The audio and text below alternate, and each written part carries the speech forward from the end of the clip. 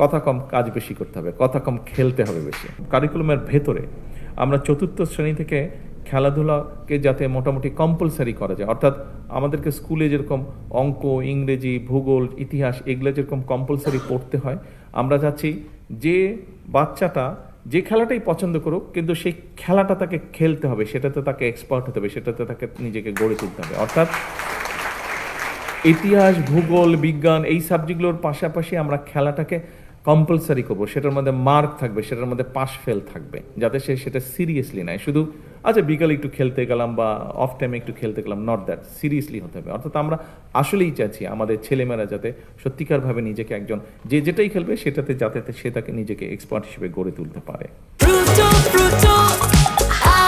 প্রাণ ফ্রুটো, সময় অসময় ফ্রুটোময়।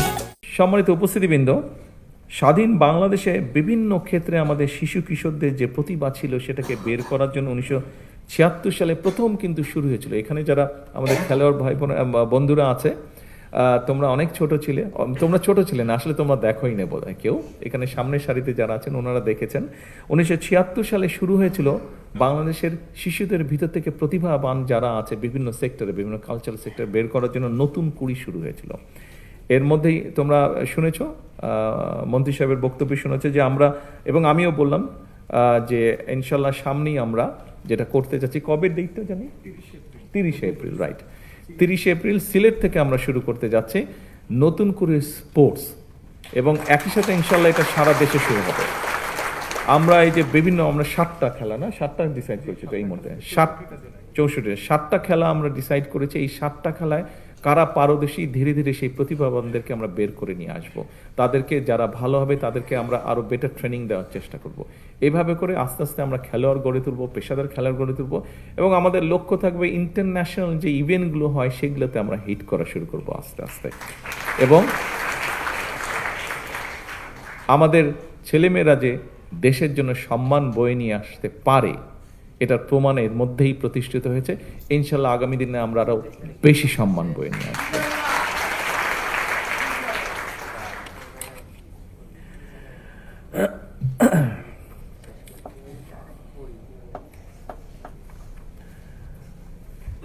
কথা অনেক আছে, আমার মনে হয় কথা কম কাজ বেশি করতে হবে, কথা কম খেলতে হবে বেশি।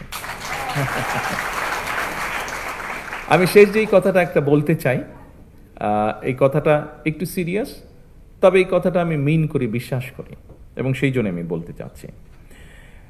দেশপ্রেম, ঐকান্তিক ইচ্ছা আর টিম স্পিরিট থাকলে আপনাদের সাফল্যজনক অগ্রযাত্রায় কেউ বাধা হয়ে দাঁড়াতে পারবে না বলে আমি দৃঢ়ভাবে বিশ্বাস করি।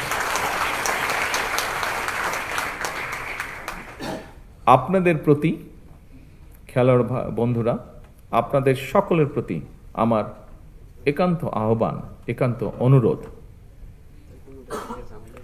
পেশাদার খেলোয়াড়ি জীবনে আপনারা কোনো রাজনৈতিক দল বা গোষ্ঠীর প্রতিনিধি নন বা হবেন না দয়া করে, বরং ক্রীড়া নৈপুণ্য দিয়ে দেশের প্রতিনিধি হয়ে উঠবেন আপনারা, দেশের জন্য সম্মান বয়ে নিয়ে আসবেন, গৌরব বয়ে নিয়ে আসবেন আপনারা, দেশে বিদেশে বিজয় মালা বরণ করে বিশ্বে ক্রীড়া জগতে বাংলাদেশকে উচ্চতর মর্যাদার আসনে আপনারা প্রতিষ্ঠিত করবেন ইনশাআল্লাহ। আজকে এতটুকু বলে আমার বক্তব্য শেষ করছি।